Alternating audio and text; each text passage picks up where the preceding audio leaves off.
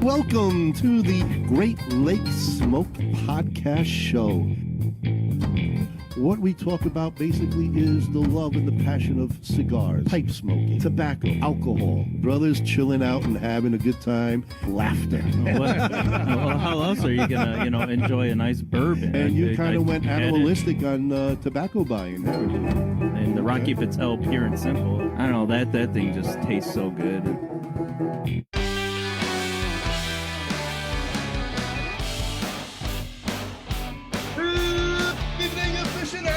And welcome to another Great Lakes Podcast Show. We're hot and heavy this week. We got some great guests coming on, and we want to thank you all once again for having the watch party and share party and everything else that you do to push our name out there. We can't thank you enough, guys. Thank you. For all you newbies, and you've been a lot of newbies, you know the regular routine that we do here. We kind of do the little introduction to get you familiar with who we are. Who are you? I am Ron, and you are? I'm Ron too. Oh, no. I'm Bob. How you doing, folks? Bob. And we got the man behind the scenes, the technician, the magician, Kyle Gesso. Hey, how you doing, everyone? Good to see you again. And then the man. Uh-oh.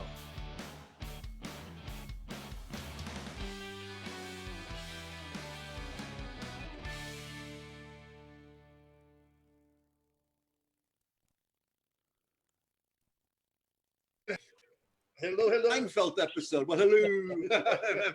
I tell you. Well, we're lucky we got on today, guys, because I tell you, we had a tornado watch right here just a little while ago. Yeah, it's a pretty nasty weather, man. Wow. And lucky Kyle was actually knocked out computer-wise when he got home. There was nothing. So we were More hoping... than computer, everything, all power was out. Hmm? He was locked in his house. Couldn't get out. Everything's electronic now, All right, Anyway, hold on. thanks for joining us. I apologize, guys. I am having more technical problems here. Did you create that storm? I wish I did.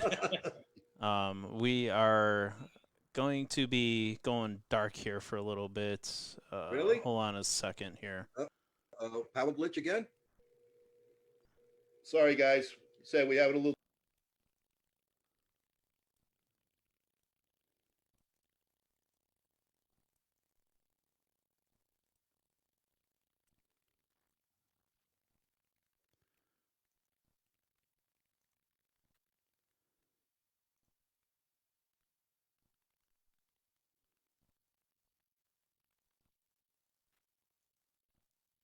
Frozen You top. got Kyle and Niall. Niall. Okay. You on? I think Okay. I think I am on again. Is the storm still over by you, or? The wind is kicking something fierce, like you wouldn't It's believe. pretty windy here, but not as bad as it was. So yeah, I am definitely having major issues going on right here. We'll push through it. We're sorry, folks. We are in the midst of a storm out here in Chicago. I am working as hard as I can to make sure the show keeps going. I apologize. Every day is a storm in Chicago. Yeah, that's what we wake up to every morning. But it changes every 15 minutes, that lake effect. Yeah. So are we still live right now? Yes, we are live. I'm sorry. We are live. All Let's right. introduce our guests. I want to know, what they're all about, because I'm ready to drink, and I don't drink that much. Well, we've been Uh-oh, drinking. Oh, my God. So Well, folks, we're going to carry on the show. Kyle's going to do his magic in behind the scenes. and hopefully we remain on the air. Yeah, unfortunately, we have no control of the weather.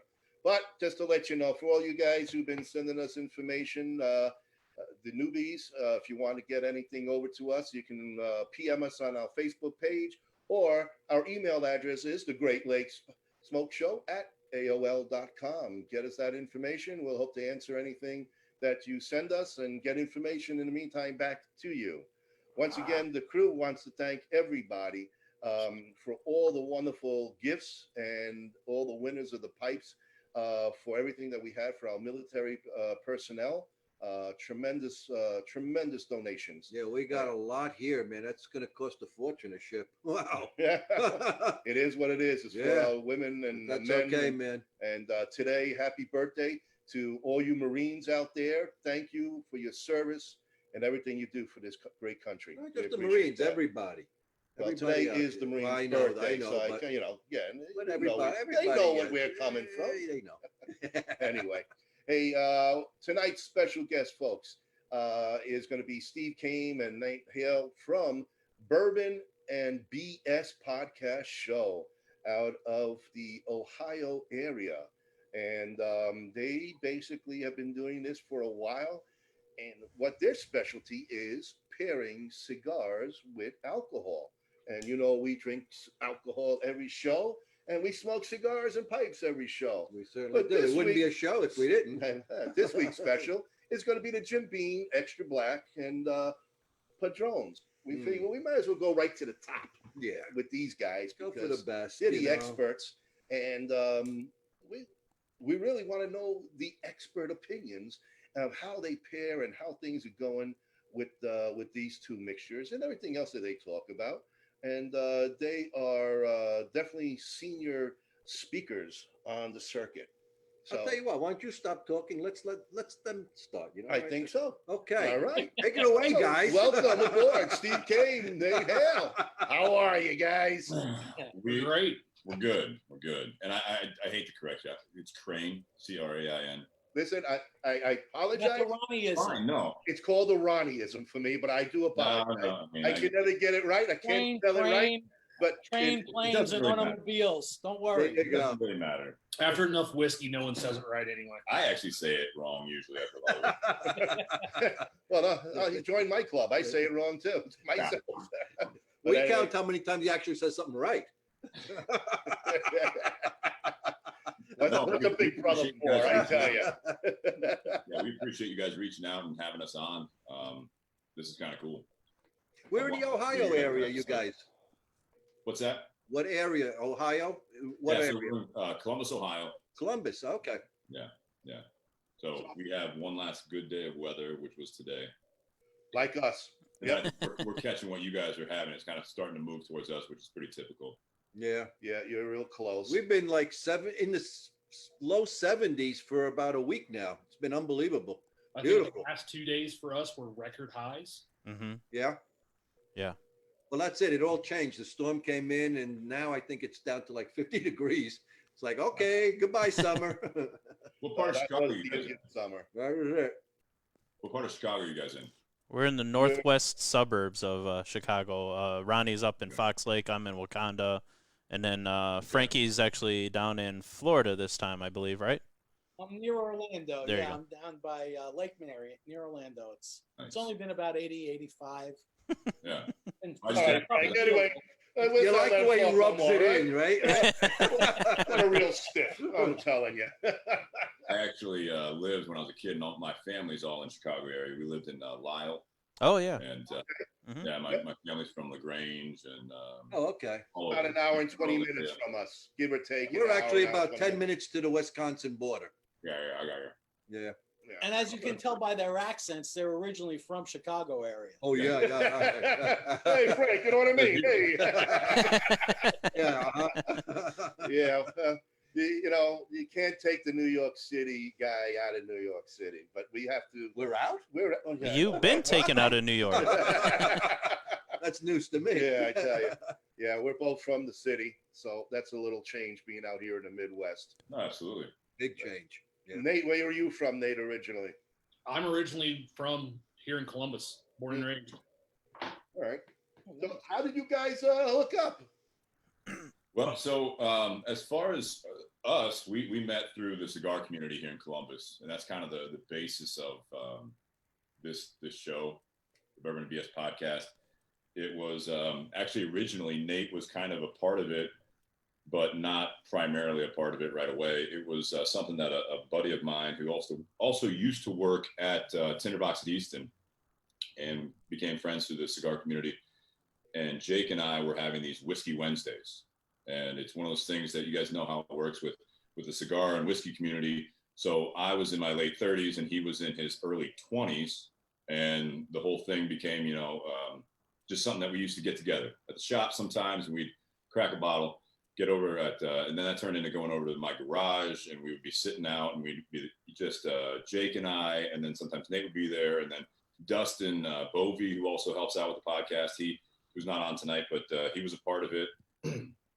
And we just started really trying different bottles. And I've been in the cigar business, actually officially, for about 8 years. And so I was more the cigar guy, and Jake at the time was more the whiskey guy. Well, Jake went through a couple job changes and then now has landed in Indianapolis at the Burn Lounge, Burn by Rockefeller Burn Lounge.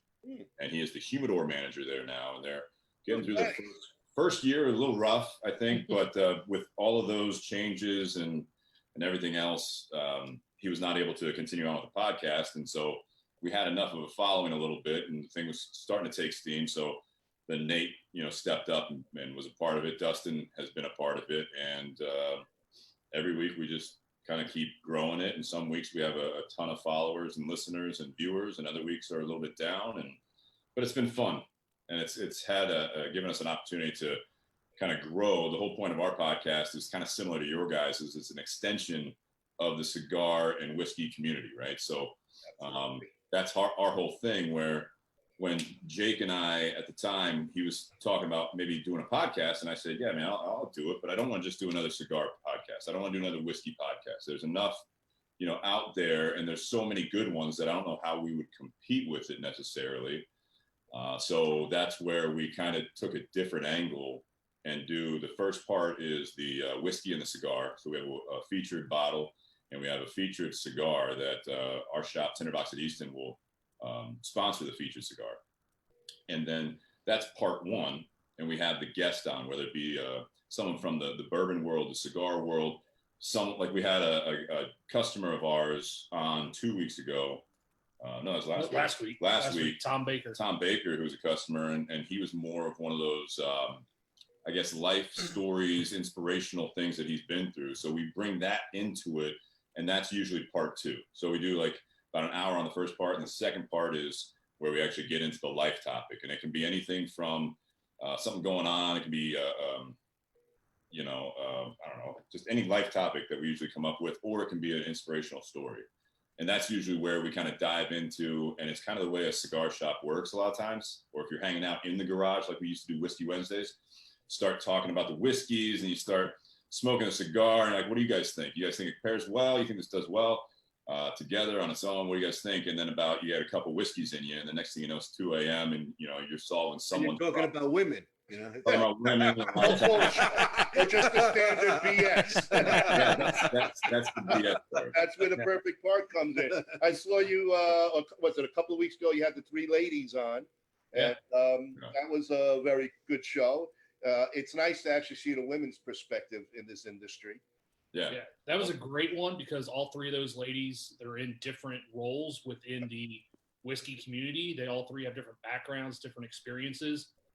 You had the one lady who works for a distiller, and she's got a degree in engineering.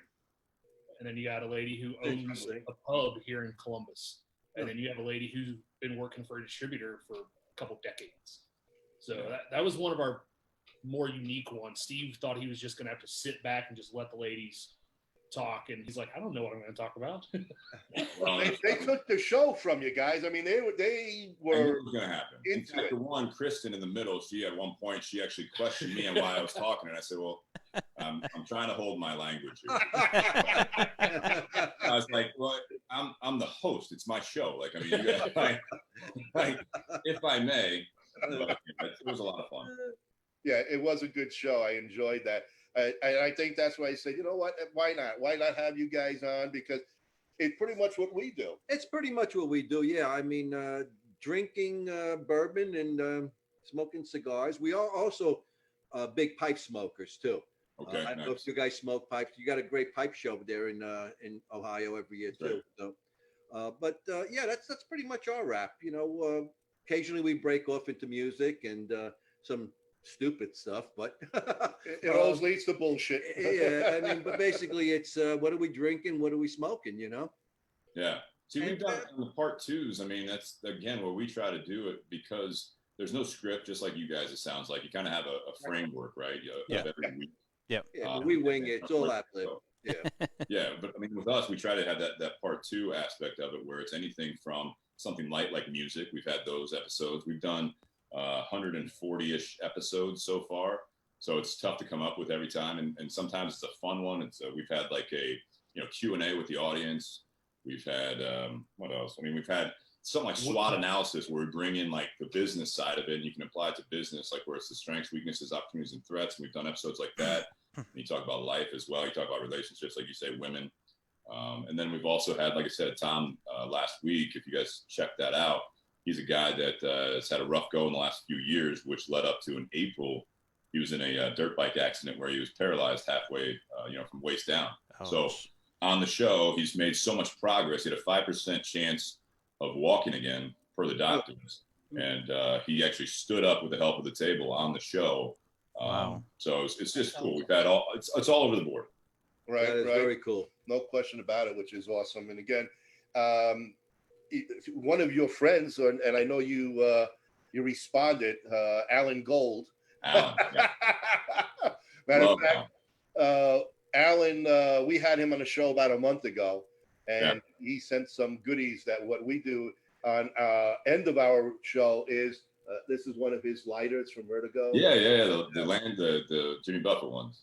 Correct, the Margaritaville. And at the end of our guest speaking, Frank does a segment called Stump the Chooch. Yes. Chooch in Italian means asshole. Dumb jacket. No, not asshole. Hey. If you look at my background, those are the chooches. I call them Kyle, Ron, and Bob. That's So the- it is So it's a family portrait. And I'm It's the a little one, contest. Take it away. Take it, Frank. Go ahead. yeah, I'm the one in the corner, the shy one, looking at those three clowns because I do a trivia part of the show, and it's usually This Week in History, and I try to stump the guys and ask them some questions about what's happened in This Week in History, and then we ask our Facebook guests to answer the question, and then we'll do a giveaway. So it's fun, and usually a lot of laughs, and people learn something new every week. And mostly the three guys that are there, they learn something new for sure. Well, sure. Mhm. So you Yeah. say. Learning before. So anyway, so that's kind of what how we are set up. Usually it's about an hour a show or something like that, because we find a podcast that's pretty much like the extent of where people want to just stick around. Yeah, we don't abide by that. I mean, we've done events where it's gone for a few hours.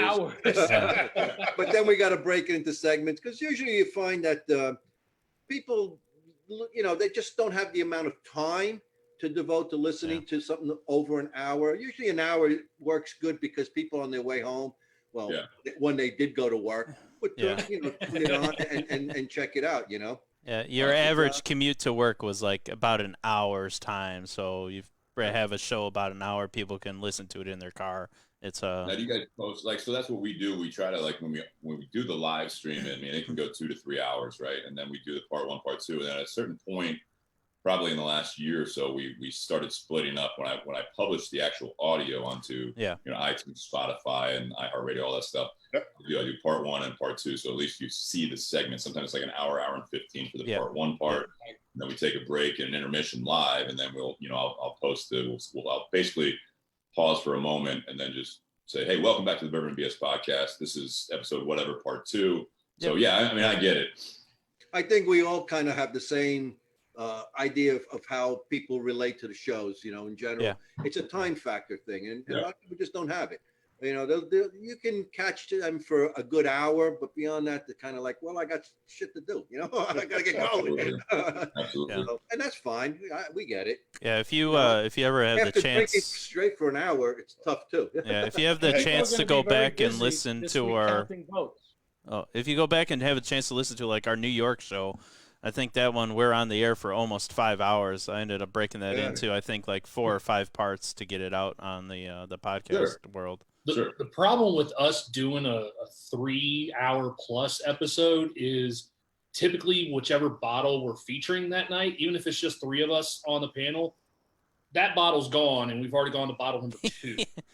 Yeah, we get it. Yeah. We get it. Hey, Totally understand. we'd had one of those at Arlington with the Woodford Reserve, right? I mean, we pretty much killed that bottle of Woodford. Yeah, we killed that bottle, and then we were into the other bottle.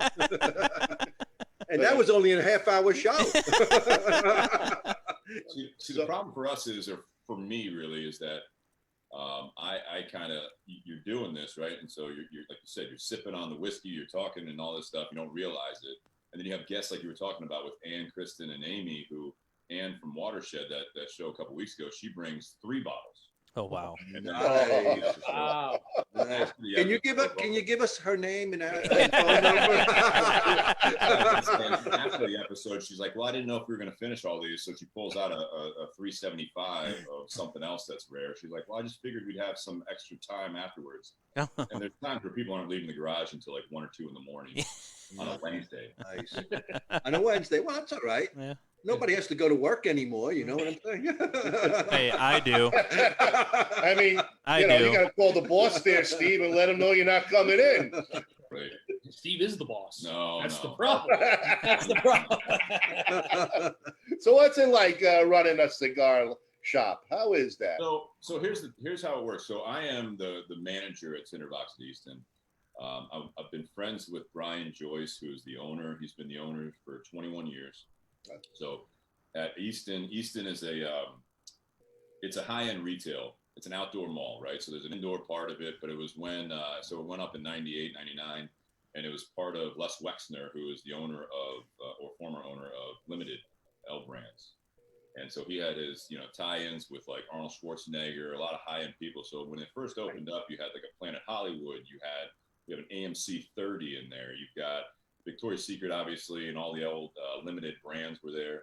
So you have we have a Tiffany's now. I mean, it's a high-end retail. And then we're out there in the corner there where there's a Barnes & Noble, P.F. Chang, stuff you guys might recognize. Yeah. Sure. And I joined him 8 years ago and just kind of said, I had actually lost a job after about 10 to 12 years. And I was in the moving and storage industry. And I'm looking at different jobs, and I'm a monster indeed, all that stuff. And I'm putting in resumes, and I'm just looking at these job descriptions, and I'm like, this is going to be fucking miserable.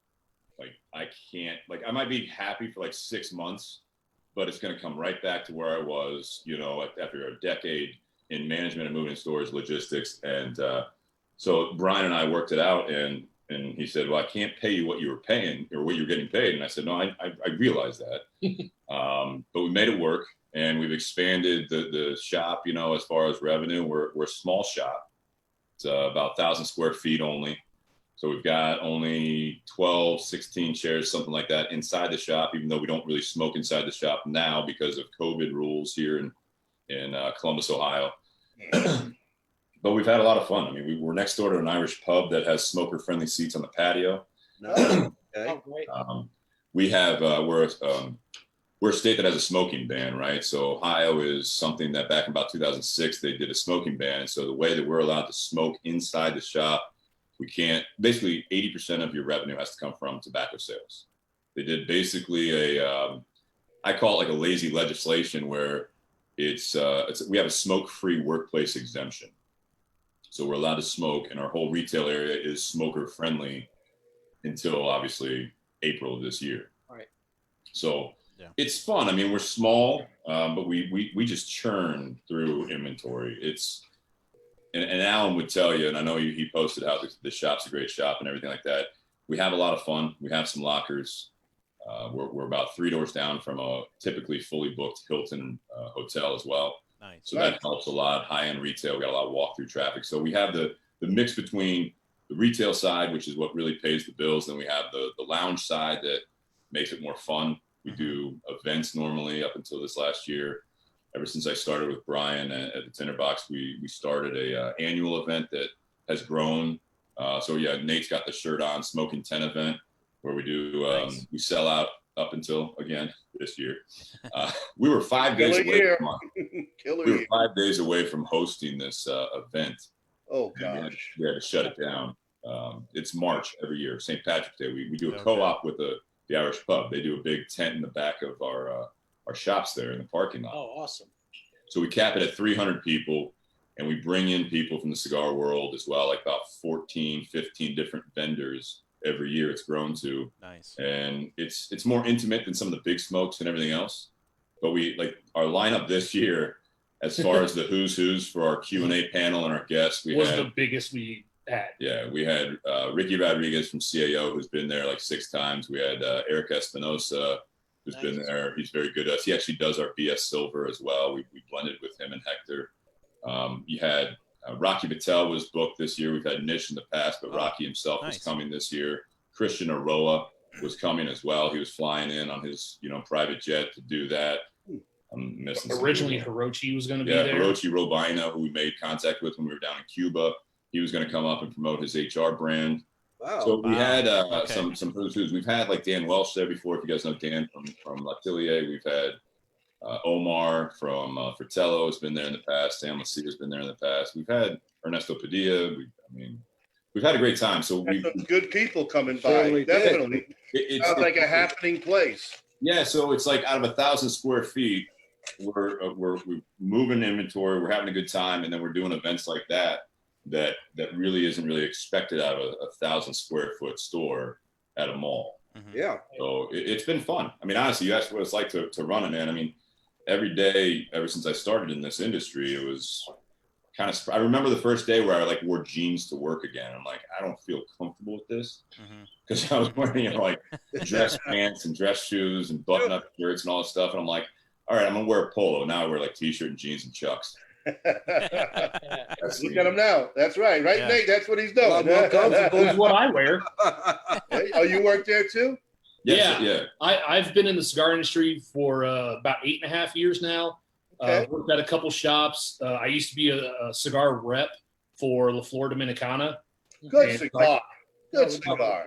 So I covered the entire Midwest. I had 7.5 states, Wow. and that was back in 2013, 14. Okay. You ever come out this way in Chicagoland? Oh yeah, I had Chicago. I was in Chicago every month because it was the biggest part of my territory. Oh, okay. Erwin Reese, Biggs. I didn't have Biggs. They were a house account. Okay. I did have Yuan Rees, but I always tried to stay there. There's a Holiday Inn up in Skokie, Mhm. and I don't know if it's changed now, but when I was a rep, they had an entire wing of smoking rooms. And so I would always, anytime I was going to be in Chicago, I'd always book my stay at that Holiday Inn and get one of the smoking rooms. There you Just go. so I could sit there and smoke cigars in my hotel room throughout the week. Those ashtrays are not built for cigars. Bring your own, right? You know, up to just a few weeks ago, I didn't even know that tinder boxes still existed. I thought they Yeah. really, all of them went out of business. There used to be about 200 of them in the U.S. Yeah. Now there's less than 50. Wow. Well, you had a lot of things that changed, right? I mean, you Right. have things like the smoking ban. So in Ohio, we had several. Now we have 2. There's us, and there's one in Dublin, Ohio, which is another suburb of Columbus, and we're all independently owned and operated. So even the franchise system itself has changed. But you had the smoking laws. We used to be the whole cigars or tobacco and gifts. So you remember back in the day, like in the 80s and stuff, where it was like Chess sets Yeah, and like- beer steins. Yeah. A little bit of everything. Yeah, Do definitely. you guys Basically, still you have have pipes and pipe tobacco? Do you still we have still that do pipes pipe? and pipe tobacco, and that's the thing is each store. So anymore with Tinderbox, they don't really do. And if they're listening or if they check this out, it's no disrespect, but they don't. It's not the same. It's not like I came from another franchise system where it was like once a year, or every 6 months, you'd get audited internally from your franchisor, right? And that's the way it was. It's been over a decade since anyone from the Tinderbox has been to the store because we're doing so well, and they're not set up that way anymore. So we have the original, some of the furniture and everything else, but now it's just we order all our cigars and all the pipes and pipe. Like we're basically independent, and we write a royalty check every month, and you And kind of that's just roll really- with it, right? Do you guys have a presence at the Ohio pipe show? We do not. So we do not. I know the other Tinderbox in Dublin used to be more pipe heavy. They are, but they went through a change of ownership as well. So the old guys there, like Mike Spicer, who was like a real big pipe guy, he was very much involved in that. And Brian, before I joined there, he had his own, like he knows a lot about pipes and pipe tobacco. We still carry a lot of the tinderbox blends, which are more or less Lane or Oakby. But you know, we're more cigar heavy. It's kind of like at a certain point when you lost the figurines, the chess sets, and everything else to like Amazon and such, you had all of that kind of went away. So then you go more cigar heavy and pipe heavy, and we all know. I mean, pipe guys are a different breed. I mean, so. No. I mean, we are part of the Chicago Pipe Club. Yeah. And everybody smokes cigars too. You know, it's just like, it's a thing. We all smoke pipes and cigars. Yeah. No, and I get it. I smoke every once in a while a pipe. I mean, my grandfather, when he passed away, when we went through my grandmother's house or their house in LaGrange, like I was saying, we stopped counting at a little over 100 pipes. I mean, we were pulling out shoe boxes from the closet that had 12 pipes at the time. My grandma to know. Don't ask Bob. Don't ask Bob how many pipes he has. Yeah. It's insane. I mean, it's fun. I mean, we still love the pipe crowd. I'm not saying anything bad about it, but we're just more of the cigars pay the bills, right? I mean, you have like a pipe on the shelf, and you figure that's just, you know, as that sits there for 6 months to a year, maybe longer. Really? Wow. Well, yeah. Well, what's you known for? That's basically, you have a small section just in case the pipe guy comes in. And we have, with being so close to all those hotels and conventions, you're going to get a pipe guy in there from time to time. And we have our regulars that come in by a pound, you know, every week or two. You know what I mean? Of like Wilshire, if you guys know the Wilshire blend from Tinderbox, that's a Lane product. I mean, it's this #1 seller. So I mean, we have guys. What is that? 1Q? I am not. Jesus, Nate. There are some trade secrets that apparently not everyone. Yes, I know some secrets. Yes, I know. Yeah. So I mean, again, it's. You could just nod. We understand that. Oh, okay, gotcha. We got it. No, but again, cigars are definitely more of our. You know, that's what pays the bills, right? Is the cigar. That's what matters. Sure. And we're set up a little different. You were asking about, you know, running a cigar shop. It's kind of cool. We're a little different. So we have, again, being 1,000 square feet, we have pushing about 500 facings of cigars. Oh, that's nice. Okay. So how many sticks do you think you have in the store? Got 500 facings. That's a lot of facings. Yeah. And we still have more in the back. So we're set up where if you walk in the door, you have kind of the retail area, which is also the lounge or whatever. And then the register's on the right as you walk in. And then on the left, the whole wall is our humidor. And we outfitted where you kind of punched it out probably about 6 feet, 5 feet, 6 feet or so. And then you have sliding patio doors is the way that we display them in bins. So we display ours in bins. Mm-hmm. And so that those doors don't open anymore. So it's basically display, and then we go around into what we call the locker room, and then we go back, and like I have to kind of walk this way through, and you have a full wall of basically all the storage of all the boxes, and then above the display, there's more. It's pretty fat. A lot of people are blown away when they walk in, and I say, "Hey, check out our inventory in the back," and they look this way and they look that way, and they're like, "Holy shit, you guys have a lot of cigars in here."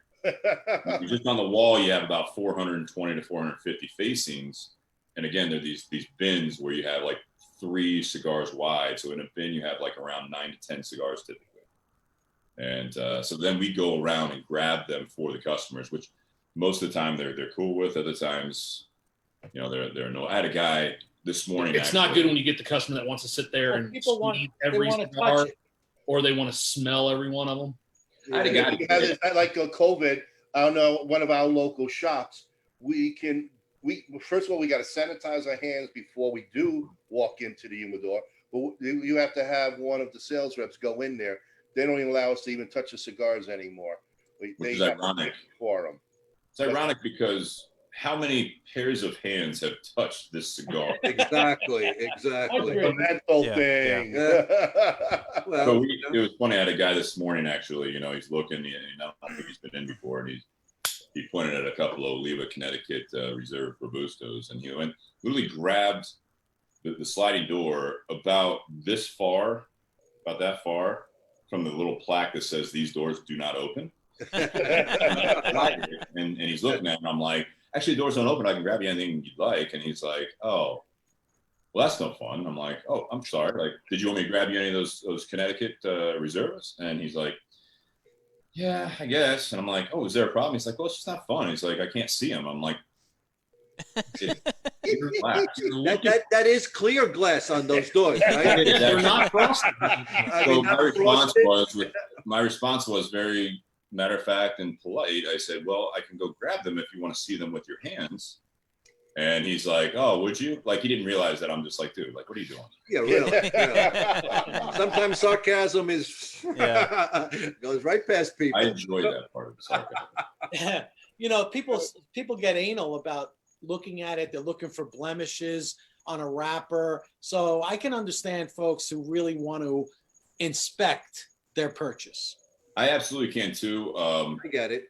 Pet peeve of mine though is that when you see someone that they go and so everyone's got their different takes on it, especially whatever level I think you are in the cigar smoking experience, how you've been trained, you know, who you learned how to pick cigars, you know, who taught you all this stuff, right? So then you look at it, some people like a little firmer cigar, some people like think they want to squeeze it. And I mean, that's one of the things that it saves our inventory to a point, because I've been in a walk-in humidor where it's like, you know, out of the corner of my eye, I look at this person and they're picking up a cigar and they're with a lot of pressure. I mean, it's like they want their fingers to touch. I'm like, this one cracked. I'm like, well, no shit. Bought that. Yeah, one. well, you bought it. Yeah, right. So, I mean, it's you see it all. And that's one of the things. The other thing I like about our cigar shop at Tinderbox at Easton is it's the customer interaction, because I've been to those walk-in humidors and I do like it. And a lot of people shop differently, right? But you walk in sometimes, you can't, it's like walking in a Lowe's, right? You can't find someone to help you out. And it's like, you feel bad being like, hey, where's this? Even though all the aisles are marked. You know, it's like I walk in a CVS, I'm looking for contact solution, and I'm looking at all this. I'm like, I don't see eye care anywhere. Next thing you know, I'm in the tampon aisle. And I'm trying to find it. And someone walks up, there's someone I can help me. I'm looking for eye care. Like, I'm looking for a contact solution. I'm like, oh, that's in aisle 16 towards the back. I'm like, thank you. With us, you have to get that customer interaction. So you walk in the store and we say, you know, how you doing today? Is there anything I can help you find? Are you looking for anything in particular? And sometimes I'm just looking, or, you know, I'm just getting into it. You start the conversation and you let the customer kind of determine how much engagement you want or what they want. And we go from there. Well, it also gives you a feel for what they like to smoke too, you know, because sometimes you can steer them into another cigar that they haven't tried. Once Right. you've established what they like to smoke, you know, they may be mild, they may be something, you know, that they like a very strong cigar, and you can kind of, you know, not only converse, but maybe redirect too. In case Well, you gotta you understand, try too, something new. we're in again, that retail side of it for us. So Christmas time, typically, traditionally, I mean, it's changed over the last year or two, but December is one of our biggest months. Yeah. And it is people that are gift shopping. Yep. Oh, yeah. So I always look at it as, you know, if you've got someone coming in that doesn't know anything about cigars, doesn't know what the person smokes, but they're looking for a gift. And if you got I've been in the cigar shops too. I'm not trying to talk bad about it. I know the scenarios where you have someone working behind the counter, and this is an extreme in my opinion, but that person could be working the counter or register at any retail store.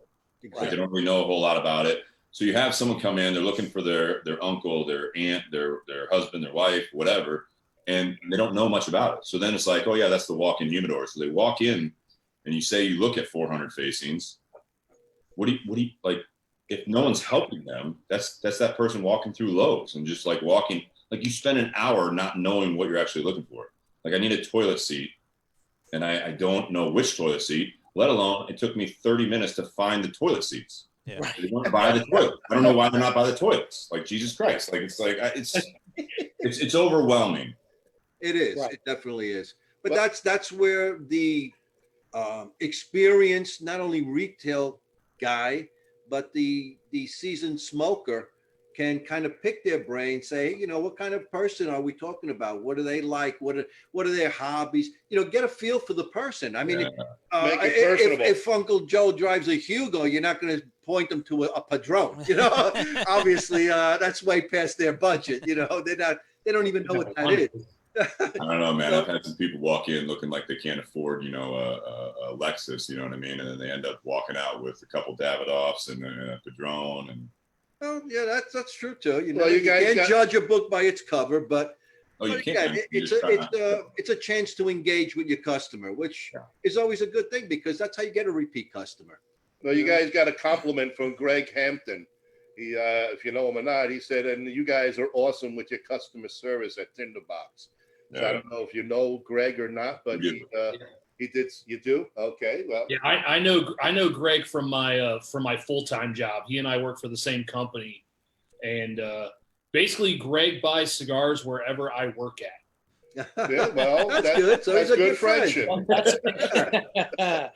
Like it used to be when we were working in the office, Greg would text me an order, be like, "Hey, here's what I need." I'm like, "Okay, here's how much it is." And then the next day, I go into work, hand in the cigars. He hands me money. Nice. Great deal. Nice. Well, Yeah. It's nice if he buys wherever you go. Maybe you should start selling Ferraris. Can you imagine what the commission on that would be? I don't know if you can do that in t-shirt and jeans, so. No, because we're you tell customers to go fuck themselves when you're doing that. Probably can. I don't know. They have a lot of money. So anyway, well, we talk about the pairing because that's what you guys specialize, and we did pick the Padron. And I guess I went with the Padron because we all feel that it is like, the top of the game It's here. top shelf. Yeah. And Frank is the Padron king out of all of us. That's all he would ever smoke, and that's all he talked about. He was born in Padron's factory. So. Yeah, Yes, I was an infant child. I was born in a manger of tobacco leaves. Yes. So that's the way it worked. But no, Hey. I'm enjoying my Padron with my Jefferson's Reserve quite a bit. I'm just gonna say this though. I mean, hey, go easy with the Padron is the number one for all of us. I mean, I'm gonna say my Dominique Wilkins MXS is my top one. Over the Padron. So no question about it. I love that cigar. I absolutely love it. Yes. At a point we've smoked so many different cigars that we could put a list of each and every single one. It's very hard to put the top on the top because each one has its own flavor, and it depends on what you're drinking with it, and that really makes the atmosphere, where you're sitting, who you're talking with, your company, what you're doing, your mindset. It all kind of goes together. Yeah, that's one of the tough things when customers come in and they don't know what necessarily they're looking for, and they're like, "Well, what do you like?" The palate. You see this entire wall of cigars. It's got over 400 facings. There's less than 5 that I've not smoked. So it's really hard for me to sit there and be like, "Oh, here, let me tell you. Here's everything I like." So by next week, you'll have those 5 under your belt too. So So a question for you guys. So say you get Susie Homemaker, and she comes in, and she's like, "I need to get a gift for my husband. What do you suggest?" And then you're like, "What do you like? What does he like?" And then she's like, "I don't know." So how do you approach that? Sampler pack. Well, that's right. That's one option. Right, you got it. Yeah. So there's a lot of things we can do, right? So you kind of have that conversation about how often they smoke, and you try to make some generalizations based off of that, because someone can smoke every day and they smoke the same cigar. They smoke a Fuente Chateau or an Ashton Classic because that's what they've smoked for 20 years. Mm-hmm. And that's what their dad smoked, whatever, but you talk about the budget, you talk about, now you're in this buying scenario where they came in, we're a specialty store, they have purpose to buy. They want to do something. They want to feel comfortable. Samplers is absolutely, as you mentioned, a great way to do it. So the way that wall is set up, we have all the bins, and then along the top, we stack that with different sampler packs from different companies, and we try to have a good representation. We also do it from the business side, right? So the companies are vendors, the manufacturers, they will run deals. and you try to make sure that the business is benefiting, and then on top of that, you try to make sure that you have a good variety. And so we have things that are, we do based on our location. We have Altadis, as you see behind us. That's one of the sponsors for our podcast as well. So you have Monte Cristos, Romy Julietas, and such, and then you have we have some of like the Olivas. If there's like, oh, he's a big cigar smoker and he just likes to try different stuff, and it's like, oh, how about this Oliva set that's got 5 different cigars that they never made. I don't know if you guys are familiar with that set, but there's 5 cigars, and one's the prototype cigar. That was the runner-up. The story was the runner-up to the Milano, and then you have different sizes of different blends that they never made. So we have the variety there that the samplers really work well. And then you also can say, well, if you want me to just kind of say, if they say, oh, I think he likes mild to medium, it's like, that's great. You say, oh, 40, 50 bucks, $100, whatever. It's like, do you want me to just put together? I can just run back there and like, how many cigars are you thinking? They're like, I don't know, like 5, 6, 7. Budget, boom, boom, boom. And we try to give them something. And I think some people would look at it as that we're trying to just get rid of inventory, like stuff that's not selling. And every once in a while, we'll throw a couple of those in, because anything we bring in, we actually believe in, we like it, but maybe not selling very well. So this is an opportunity. We can sell a $8 to $12 cigar that hasn't been moving. We're down to our last box for the last 6 months. And so we'll throw one of those in there. But we want it to be where whoever gets that gift, they're blown away to a point that they're like, where'd you get this? Yeah. Well, I went to the box of Eastern. Like, so it's, again, this is how we've been in business for 21 years. Yeah, now you got a regular customer. Yeah. And the best thing is that we'll have people that come in every, say, Christmas, right? Every holiday season. And it's so funny because they're like, I came in last year. I don't know if you remember me or not, but oh, sure. I remember you. You were here on Thursday night. I remember you.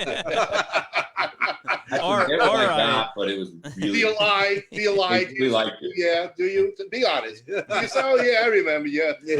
Or it's like, So I'm in here all the I tell time. A lot of customers when they come in, because if they're just getting into it, one of the things I ask is, what have you had that you've liked so far? And they may not be able to remember the brand right off the top of their head. And so I'll tell them, when you smoke something you like, take a picture of it. Because if you try and save the band, everyone loses the bands, forgets the bands. They don't carry the bands with them in their wallet. So they don't have it with them when they walk into the store. But then I also tell, so if it's a guy and he's shopping with his wife, I'll tell his wife to do the same thing.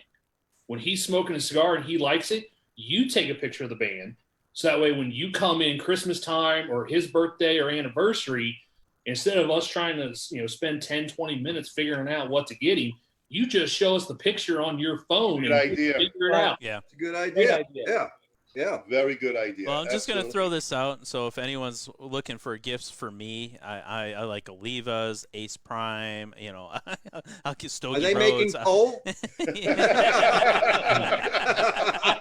I have one for you.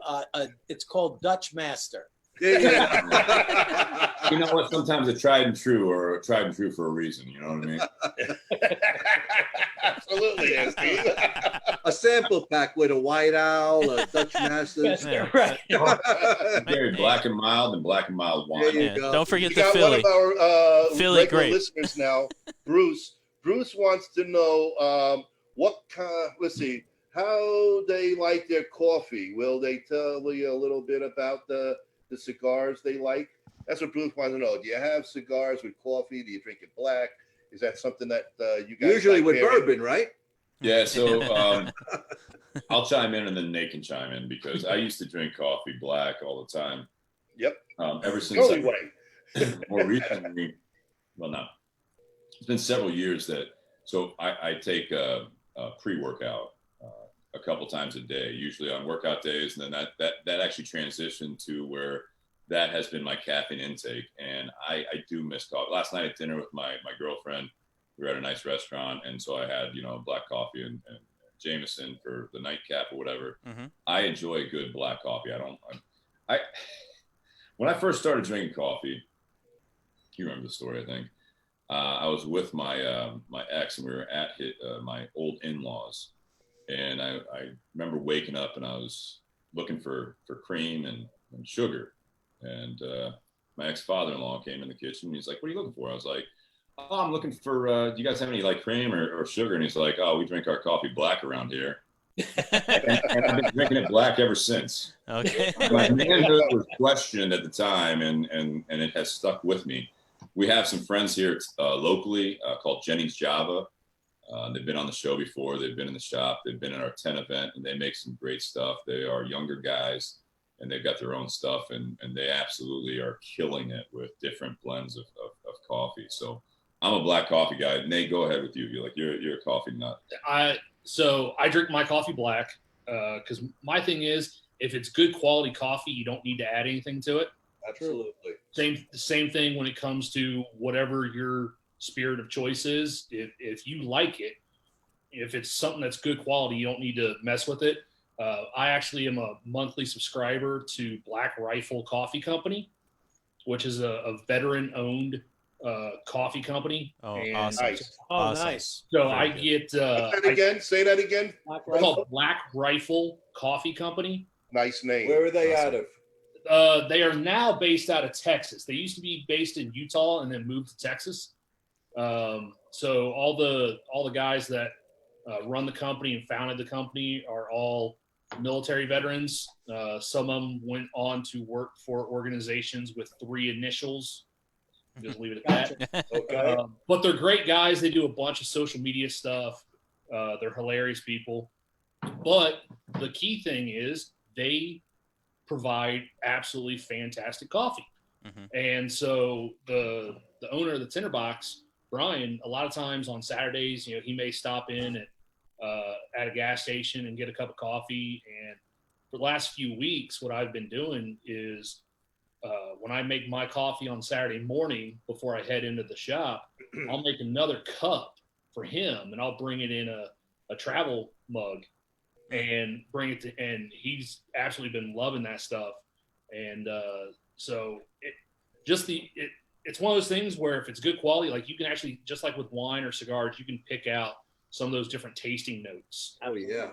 It's not like, oh, this just tastes like burnt coffee. Like you get it, some fast food restaurants or giant coffee chains. Rest. No, there's actually flavor. Gas station, something like that. Have you guys tried the Cafe coffee by any chance? Cafe 1901 has a cigar line. He also has coffee from Honduras. Have you had a chance to check that out?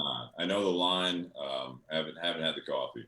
If Try you the get a coffee. chance, get Dr. Gabby Cafe. Get an order of his coffee. It is spectacular. Is that spelled? If I'm not mistaken, is that spelled Kafie? Yes. Correct. Yes. Cafe and 1901 is the line. He's got several lines all together. Bob and I, well, we had many of different lines from them. It's just one home run after another. Great It's a cigar. fantastic Very line. good You might cigar. want to try to even bring him into the shop. Check them out. Yeah. They're awesome. Nate and I were talking about it recently. So recently I had to cut back my caffeine intake. So all this talk is making me itch a little bit because I was up to about 1,400 milligrams of caffeine a day and was losing shit.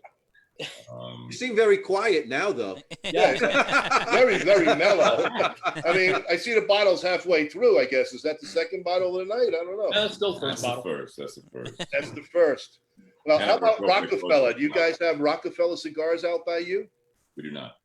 Do not. Okay. Don't carry it. I mean, they might be, So out of New York City, Kevin Gold is out of New York, and another good line. Very nice, They're starting to make their way in the Midwest. Matter of fact, one of their reps, Barry Bones Argento, he's online right now with us. He's I know one of that their name. reps too. You know Barry? Yeah. I know that name. Okay. Yeah.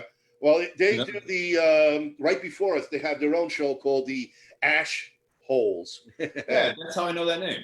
There you go, Yeah, Barry. we've actually communicated through Facebook. Absolutely, I know that name. Yeah. Yeah, All right, yeah. Barry's a great guy. He's down south, and it's 100%. one of the things that he does is he's a rep for Rockefeller. That's how he hooked us up actually with Kevin Gold, the owner, and we sampled the cigars too, and a few great lines there also. If you get a chance or whatever, Good people in itself. Right. So That's what's so nice about this industry. Everybody kind of like meets people through other people in the industry, and it's a nice tight knit group. Yeah, It's absolutely. nice to share. How are you guys stocked with some of the boutique cigar lines? Do you have enough representation at your shop, or obviously everyone's limited with FaceTime, so to speak? But Yeah.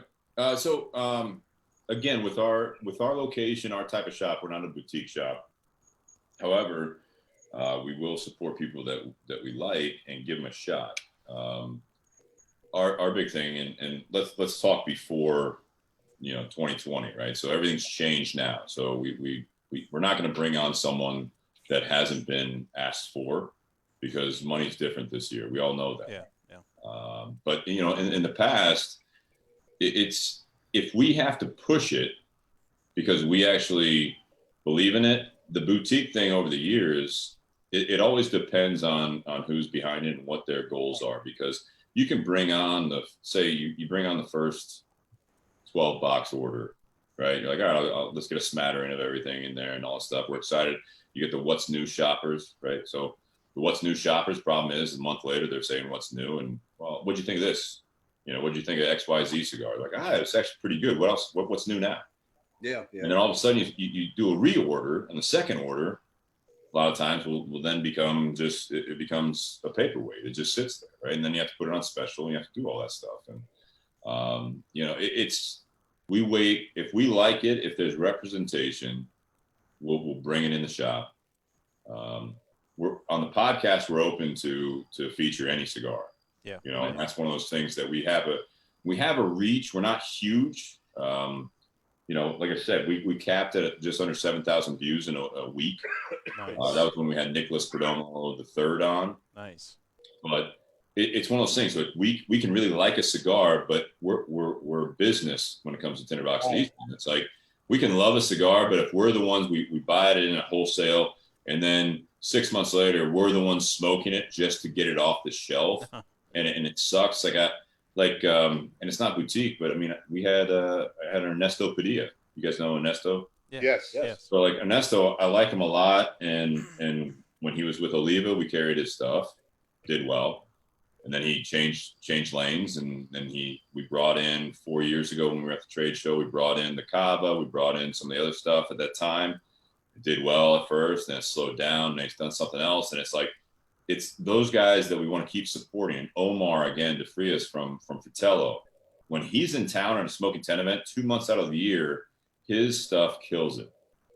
The other 10 months, it doesn't, because he doesn't have representation. You mentioned Kyle, right? Like you mentioned Oliva. You like Oliva. Yes. For years, we had a guy who's now the Altadis rep, but Josh Bentley was the Oliva rep for us here. And like Ryan Ponist, who's the Alec Bradley rep, even with people that are like the face, like an Alan Rubin, or now Alec and Bradley are the face of Alec Bradley. Yeah. Ryan Ponist is the face at our shop. So he knows our regulars. Yeah. He's around enough. Josh Bentley was around enough that he was the face of Oliva. Now we have a new rep, and Lee was with General. So people know that and people buy it. But when it comes down to some of these boutique blends, we're not that kind of shop. Monte Cristo White Series is a huge seller for us. And that's not because Josh is with them now. It's because the name. Yeah. The name. Yeah. We're again 3 doors down from a Hilton. Yeah. Right. Yeah. We have a Davidoff case, and Davidoffs sell themselves. We have one of those, what they call a bar account. And Davidoff so we have a little stand-up humidor, and it lights up like a Christmas tree. Yep. And it's right next to our register. And I call it the most expensive pack of gum that you'll ever buy, because is it white? Yeah, people are checking out at the grocery store and they're like, "Oh, I do actually need mints. I do need oh, there's batteries here. You know what? That remote has been dead for 6 months. We need to put batteries in it." People will be ringing out and like, "Oh, you have Davidoff," or people that don't know about cigars, they'll be ringing out and they look over at this beautiful white case. Are these any good? And we don't even put price tags on. You don't have to. If anyone knows the name, they know the price. You don't even ask. That's it, basically. If you have That's to what ask say, the "Do you have a price, you suite can't afford there?" it. Because this cigar here is. Yeah. No. People ask, they've already bought, $50, $60 of cigars, and they're like, are these any good? Those are actually, some of the top rated cigars, blah, blah, blah, blah, blah. Right. And they're like, you know what? Give me one of those. Or even if they ask, like, how much is that? We're like, that's $24.95 or, $34.95. Speaking Pretty of much the beginning range. Speaking of hot selling Right. cigars, how do you guys deal with like acids? It's like we know the Cuba is like the #1 selling in the world. So the thing when it comes to flavored cigars, you can't judge people just because they like flavored cigars. And the other thing I tell people, there's no such thing as a girl cigar or a guy cigar. Because acid is one of the biggest brands out there, and more guys smoke cigars than women. So guess what? There's probably more guys smoking. We sell more acids to guys than we do ladies. Really? So, Yeah. Well, it's because their lady likes to smell. That's why they buy it. But it's also one of those things that sometimes that's kind of like with flavored spirits. That may be what gets them into cigars. Yeah. And then they expand from there. Like, okay, let me try something that's not infused, something that's not flavored, something where I can actually taste the tobacco instead of the vanilla or the cherry or whatever that they're putting in. The Sesame Street colors. Yeah. Yeah. I mean, Flavor. one of my memorable stories at the shop is there was a lady and her guy friend that walked in. As soon as she walks in the store, she points to an Ashton VSG and she goes, "That's what I want." So right away, she wants a full body, full flavor, absolutely fantastic cigar. And then he goes, "What's the girliest cigar you have?" Oh, no. Show him the door.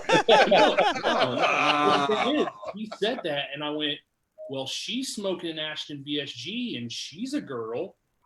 So maybe you thought. Maybe they were reversed.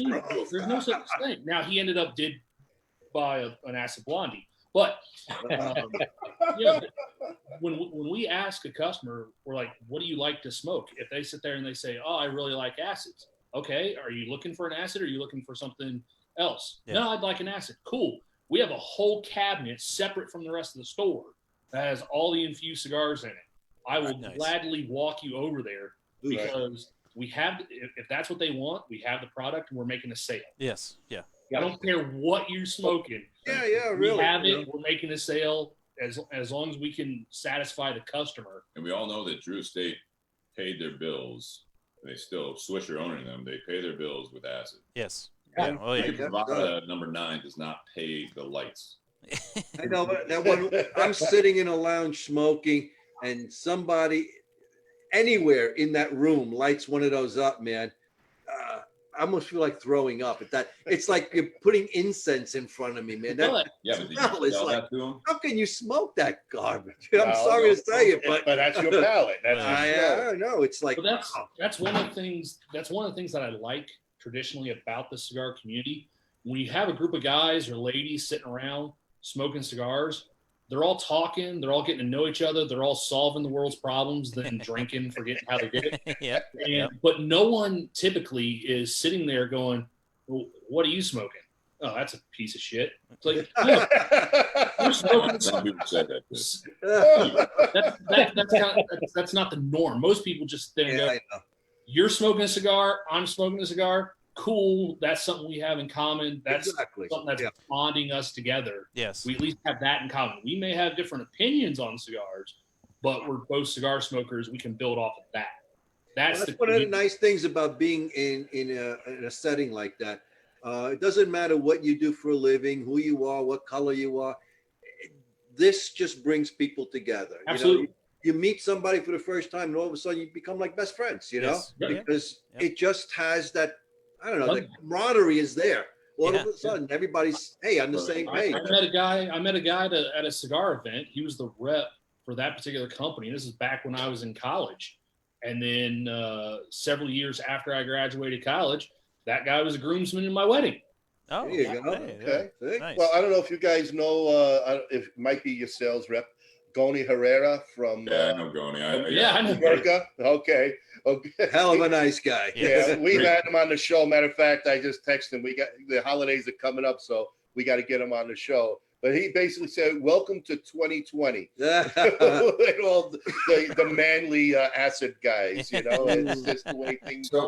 all right. So there's a couple takes I'll say on that. And from the retail side, first and foremost, is what Nate kind of alluded to, is that from the retail. So that if you're smoking something, if you're drinking something, like you drink what you like, you smoke what you like, right? So Yes. if you're open to try new stuff, let's branch off. You know, I normally smoke acid, blondies, Cuba Cubas. I smoke, Javas. I smoke Tatiana Groovy. We brought on Groovy Blues and cannot keep them on the shelf. Wow. That shit flies. But do you want to do another infused one, or do you want to try something just mild and sweet? Maybe you throw out like an Insidious, you throw out a Baccarat, you start doing the transition, right? Or it's like, do you just want to try something different? Yes. From a retail standpoint, we carry it because it sells. Yep. Sure. So, Yep. I'm not going to discriminate because you came in and you're like, hey, I want an acid. It's like, get the fuck out of my shop, because there are some cigar shop people that will do that. And they're terrible business people. Yep. Should sell them what they want. I will say this also, there's a great example. We have a locker member, Tanya, and she came in, and she'll tell this story. She told it on the podcast. She's been a guest. She was a guest twice on our Valentine's Day specials. Because I like to bring on a female perspective when it comes to Valentine's Day. Sure. So the first time she was in the shop, and I had totally forgotten about this until she brought it up, but she came in and she's been in other cigar shops. She's actually been in cigar business now. She was a manager of a cigar store. So when she wow. came Okay. in, Well versed. yeah, so she came in and very, very nice and innocent, and said, I'm looking for cigars. And I said, well, what do you like to smoke? And we worked through the sale. It took a little time, about a month or two, that she came back up to me after repeat visits. Yep. And she said, I just want to let you know that the reason that I keep coming into this shop is because you didn't ask me what my boyfriend or husband liked to smoke when I was walking in the door. Right. And I said, I'm looking for a cigar. And she's like, I've been in those shops. And they're like, well, who are you shopping for? And what do they like to smoke? What's your boyfriend like to smoke? And then she has to be uncomfortable and have to, kind of reframe the conversation and be like, well, actually, it's for me. But even her and she's very, very confident female, even her would be like, she'd feel uncomfortable and she's left without buying cigars. Uh-huh. Not anymore. She's got bigger balls than all of us. But at that time, it's like, that's that prime example, is like, you don't frame it based on that first impression. Right. And Don't that's stereotype it. Yeah. 9 times out of 10, when a couple comes in and it's like, hey, what are you guys looking for? How can I help you too? And the woman will point at the man, or, oh, he's looking. And before I go back there, and I've noticed that Nate and some other people do that more now, because there's two sides of it. I don't want to discriminate. I don't want to leave someone out and make them feel uncomfortable. Also, from a business side, if I can sell another cigar, that's why we're in business. So before I go back into our walk-in humidor that we go back into, I'm like, is that it for the two of you? Is there anything for you, miss? Mm-hmm. And, oh, no, I don't smoke. I hear that most of the time, but every once in a while, I'm like, no, I don't really smoke, but I mean, maybe. Yeah. Right. And then all of a sudden you're selling a mild cigar, a medium cigar, a flavored cigar, or whatever. We make another sale, and all of a sudden we made like date night even that much more. Even better. Yeah. Awesome. Yep. Awesome. It's like Goni says, he says a good retailer sells what their customers want, not what the owner of the store likes. Yeah, you don't want to push it. For Because sure. it goes the same thing with the cigar manufacturers. Cigar manufacturers should sell cigars that people want to smoke and want to buy, not just what they like to smoke. Yes. Correct. Don't Yes. push that off. Not everyone has your palate. Correct. Well, talking about palettes, here we're going to throw you guys on the spot. So talk to us about the pairing, because all our cigars are getting low here, and we're into an hour show. Tell us what you or how you would pair the Padron with the Jack Bean Black. Go ahead, Nate. I actually think it goes very well together. Typically for us, when we're trying to do a pairing, if we know what we're going to be drinking for the episode, we'll look at our entire humidor and try and figure out, Steve and I, like I said, Steve and I both have a lot of knowledge when it comes to cigars, and more whiskey now. And so if we know the bottle, then we know what cigars are going to stand up to it, what cigars are going to overpower it, what cigars are going to be overpowered by the spirit. So we try to pick a cigar that we think is going to go with that spirit. Or if we don't know the spirit, like tomorrow, our guest and the bottle that we're drinking tomorrow, it's not a bottle that's available in Ohio. So it's not a bottle that Steve and I have ever smoked before. Or drank before. Sorry. Yeah. It's not a bottle that Steve and I have ever drank before.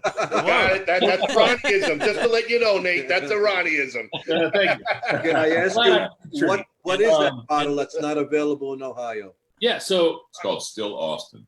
yeah. They're based out of Texas. It's a newer distillery. I made a contact with someone that he's based out of San Diego, actually, but he reps companies like Traverse City Whiskey Company.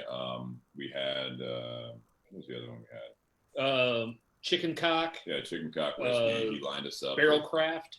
Yeah. So he's actually sent us some bottles to try, and so Still Austin, and then we have a Wheel Horse that's going to be the following week, and so we'll do a remote thing with those guys from the distillery. But yeah, Still Austin is next week. Yeah, but we don't. Or tomorrow. Yeah, we don't know what those bottles are going to be. I never heard of them. No. We don't know what the flavor profile is on it. We don't know the mash bill. We don't know what it's going to taste like.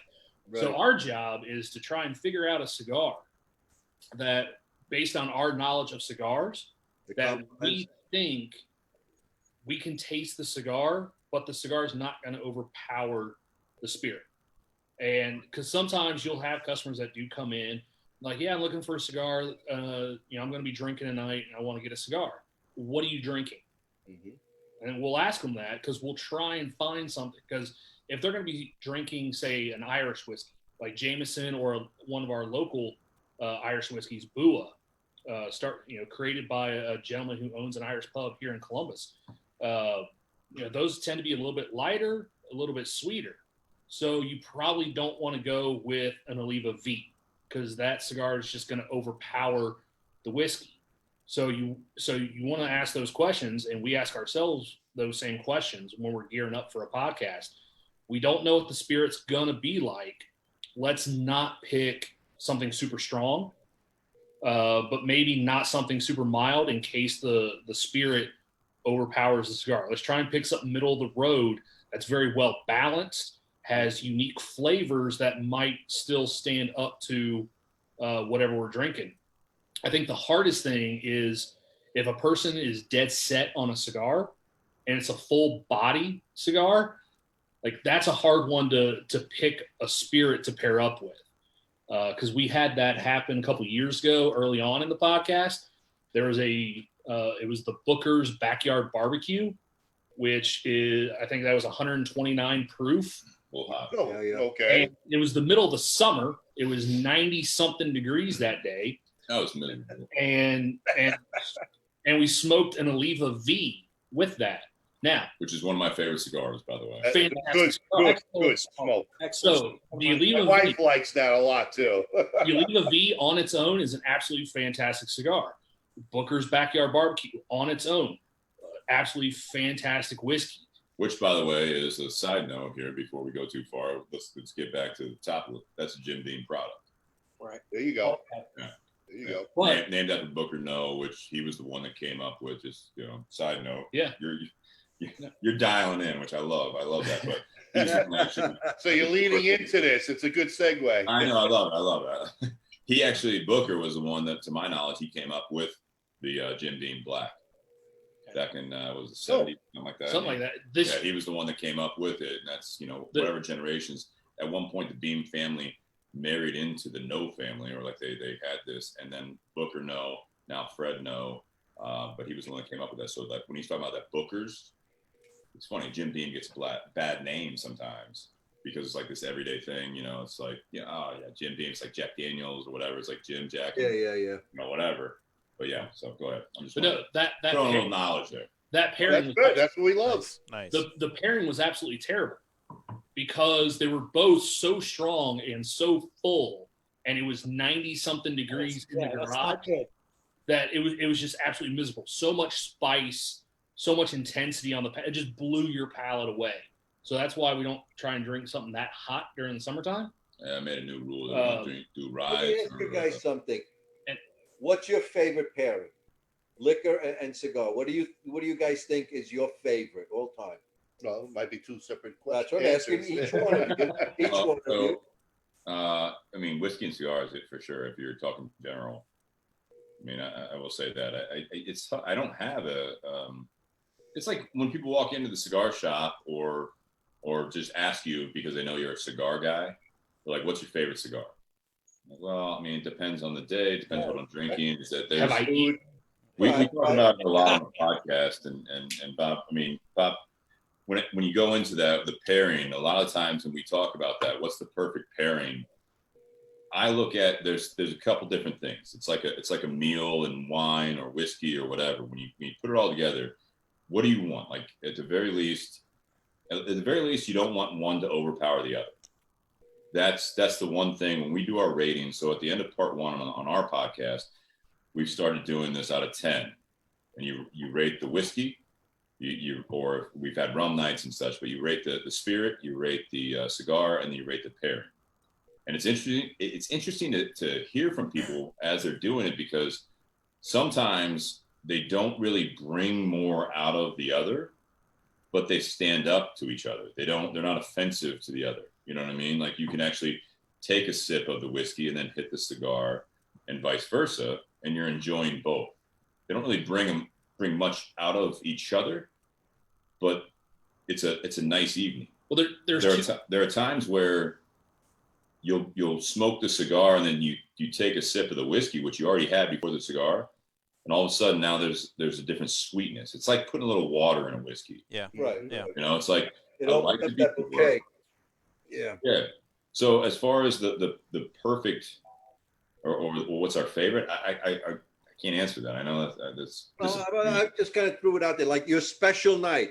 If you were to pick a cigar and a whiskey, what do you think is the best one to complement the other? What's mine? That's why I said I'm going to put you on the spot. You know, hey, Mine.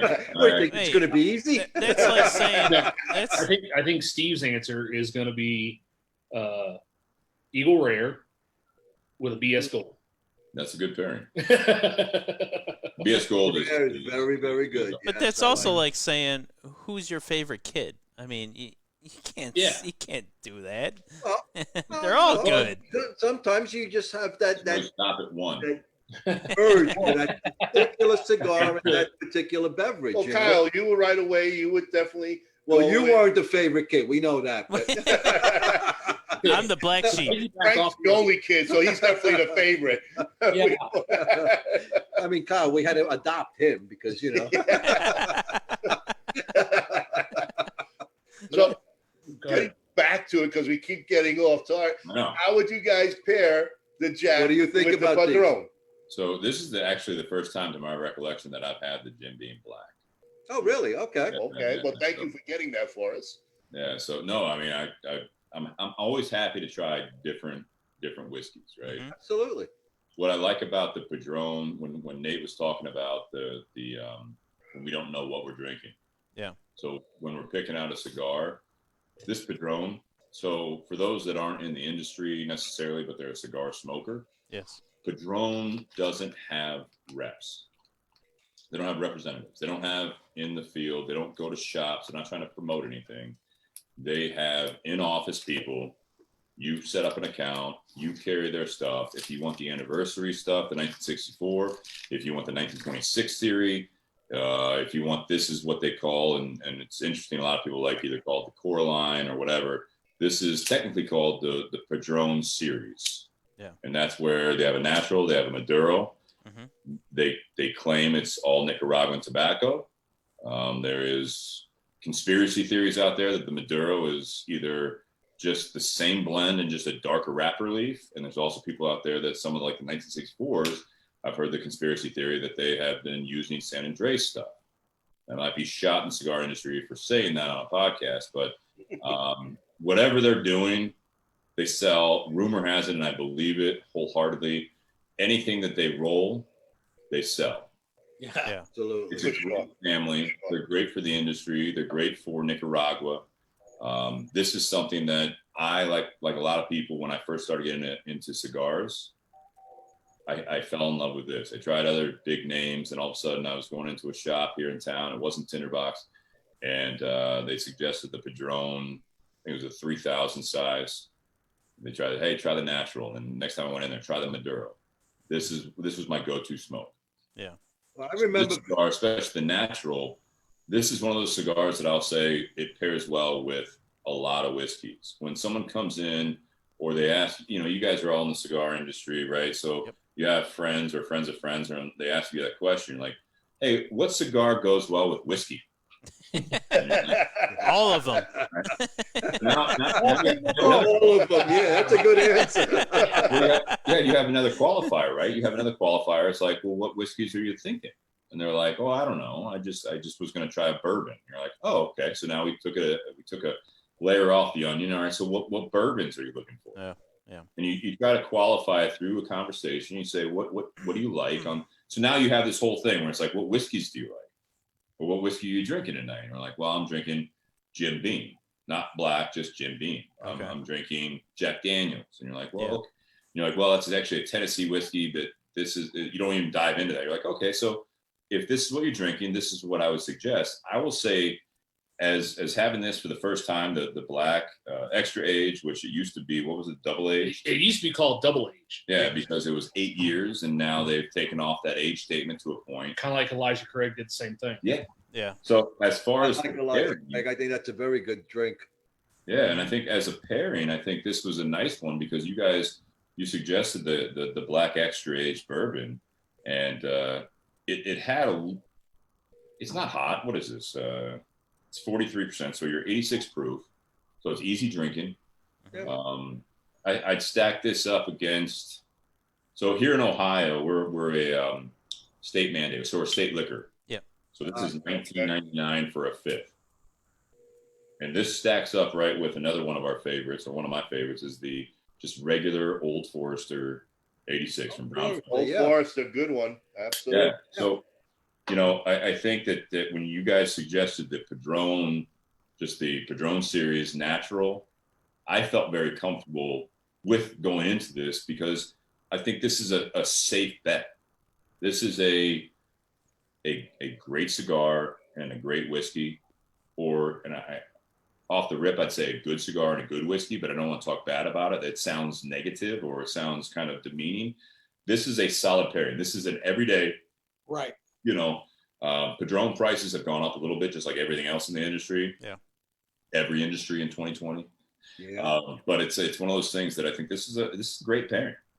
I mean, I'd give this pairing if we were doing this, and I'd love to have you guys on our show. Yeah. This is something that I would absolutely give for all intents and purposes. You are not. This is we had an episode called "Balling on a Budget." Oh yeah. Right? Yeah. This is. You grab a cigar for under $10, you grab a bottle for $20 or less, and you have a great pairing. Doesn't matter what you had for dinner, but you enjoy the whiskey on its own, you enjoy this, and all of a sudden you start smoking a little bit more, you start having a second glass or third glass, and you're like, this is really nice. And it's you're not out $100. And it's not something you're afraid to share with your friends who will be over smoking in your garage or outdoors or anything. It's a great Even sharing. your friends that are like sponges, you can afford to give them a bottle. Exactly. And I think this. But it can't be like Nate, the vacuum there. I saw he's already on his second cigar. Wow. I am. You are a vacuum. Yeah. No, We're professionals. Now, I'm going to ask you a quick question because you guys have said that you've dabbled into a bunch of whiskeys from Texas and then you're about to get into still Austin.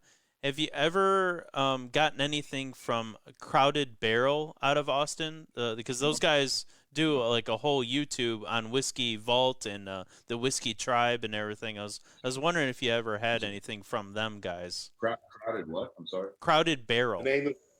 No, I haven't heard of them. Okay. The only Texas ones I've had was it Balcones and TX, and now still Austin, I think. Yeah. But I have not had Crowded Barrel. There's they have their own YouTube channel and they've been doing stuff for like years now.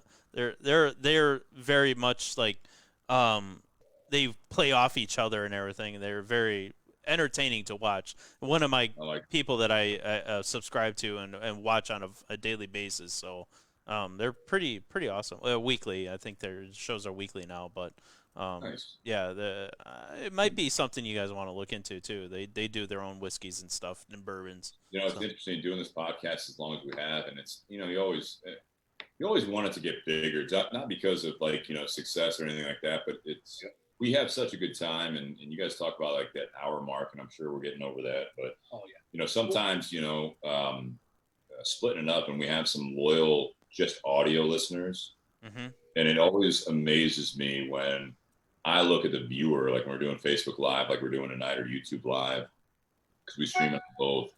And you see sometimes when the conversation's going well and there's nothing else on TV, and you know, you see the viewer number is staying high, and sometimes it climbs.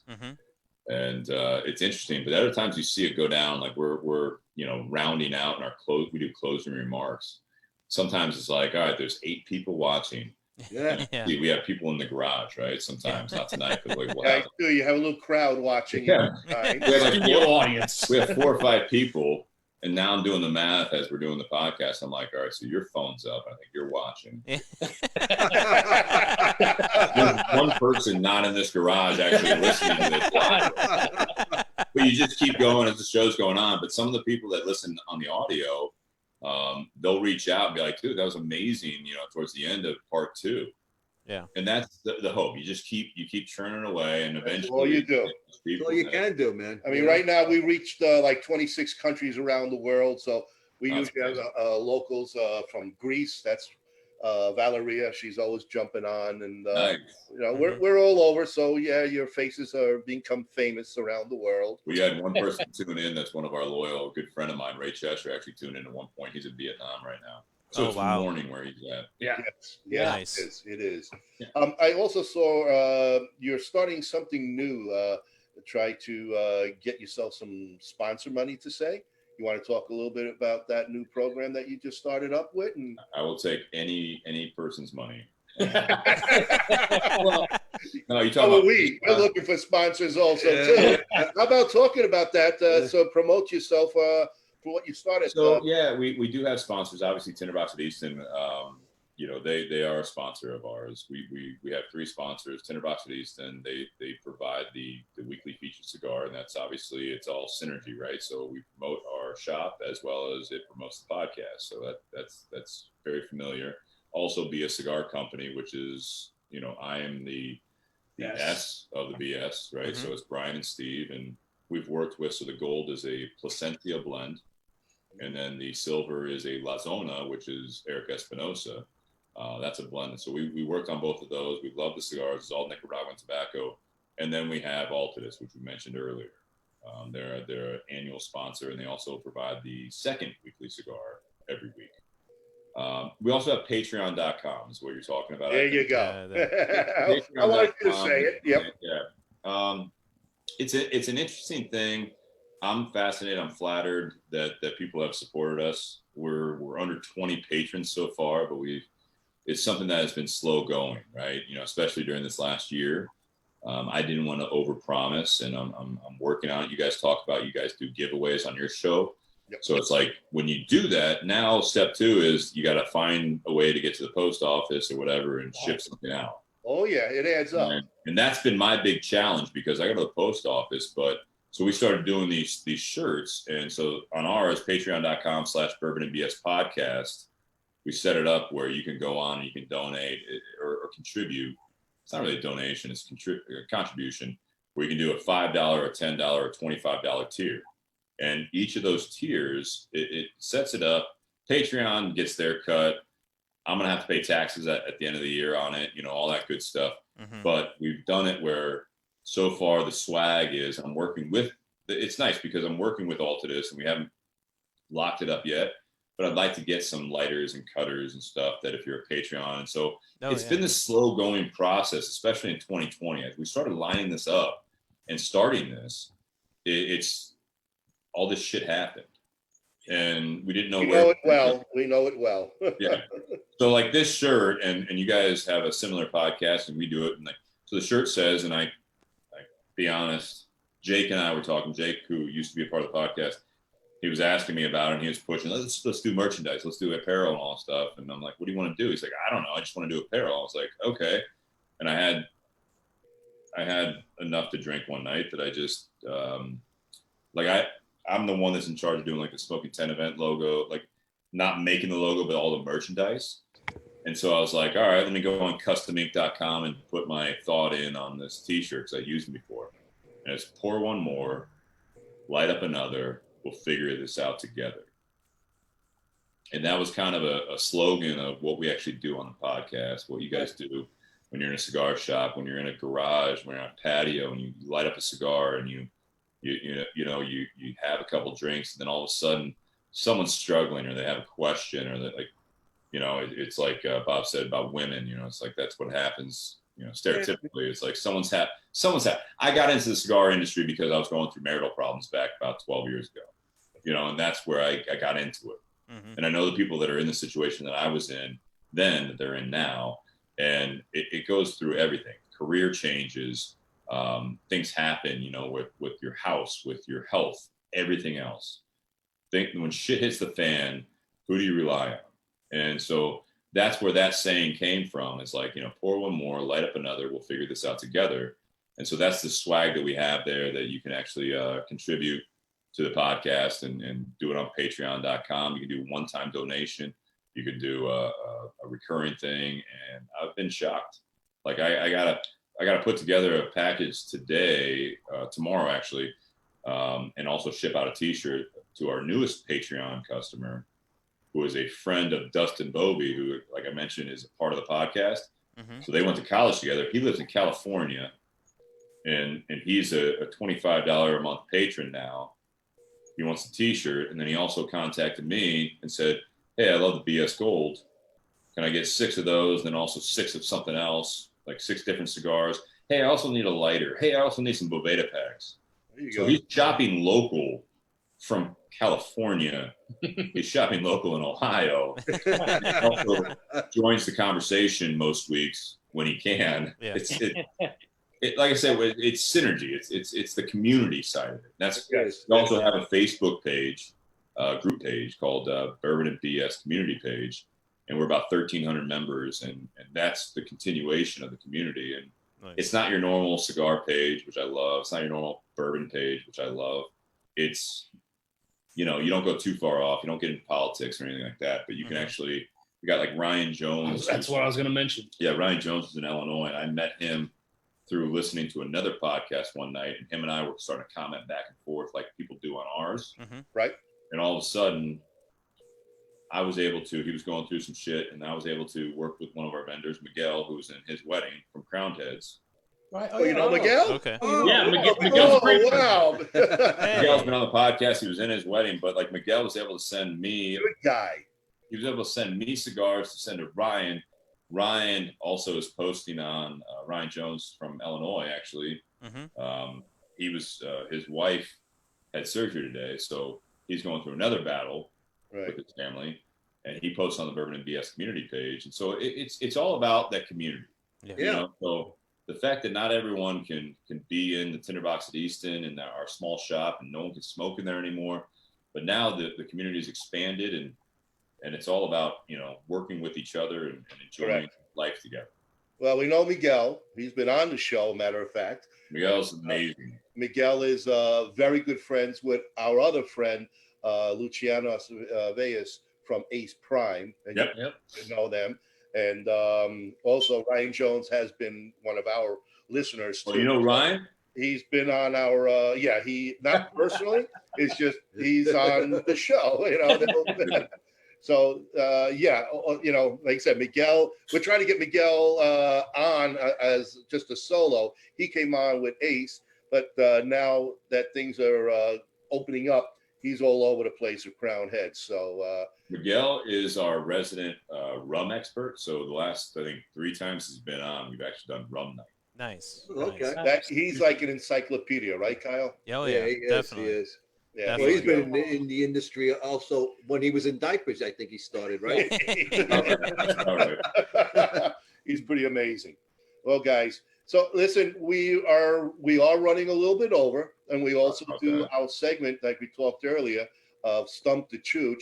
That's where Frank will be asking us some questions, and then we have the giveaway tonight, folks, and it's a giveaway from Alan Gold from Vertigo Lighters, and tonight we're giving away Vertigo. Beautiful light. Lotus? Isn't it Beautiful. Lotus? Yes.